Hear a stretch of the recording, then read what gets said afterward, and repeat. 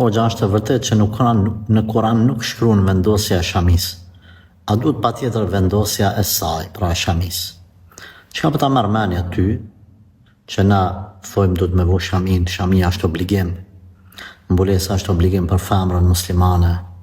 Edhe sakrifikojnë gratë, motrat muslimane, ndoshta detyrohen me lanë punë, i qesin prej punës, nuk i pranojnë për detyra zyrtare.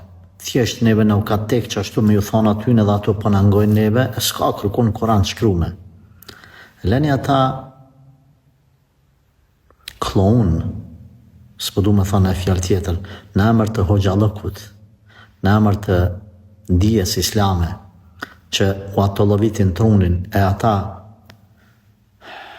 kanë me marë përgjithësinë të tërë atyre njerëzve që i devijojnë, edhe qonë sikur se na themi një fjalë popullore që po detyrohem me e thanë, i lëshojnë fjalët e tyre sikur se na themin në përfshatra si lopa baglen, kërkoj falje, respekt, kërkoj falje për këtë fjalë.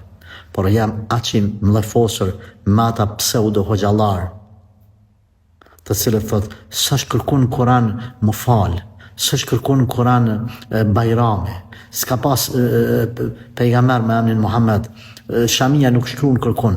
O insan, pse mashtron popullin, pse devion popullin Zotit vraft,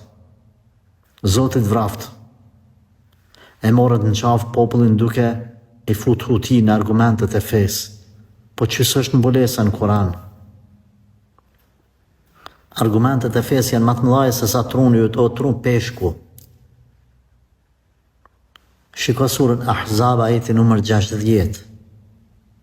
E shem mbulesën. Pastaj janë isë me filozofu.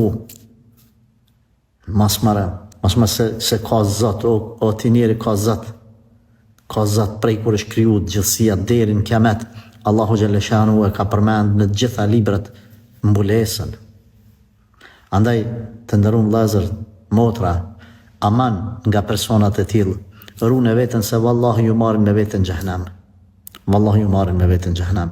Qëndroni stabil mësimeve të Kuranit dhe të Sunetit, hoxhallarëve të cilët ja shpjegojnë edhe shifët që e kanë tutën e Zotit, jo atyre të cilët janë aventurierë të veshur me petkun e hoxhallokut.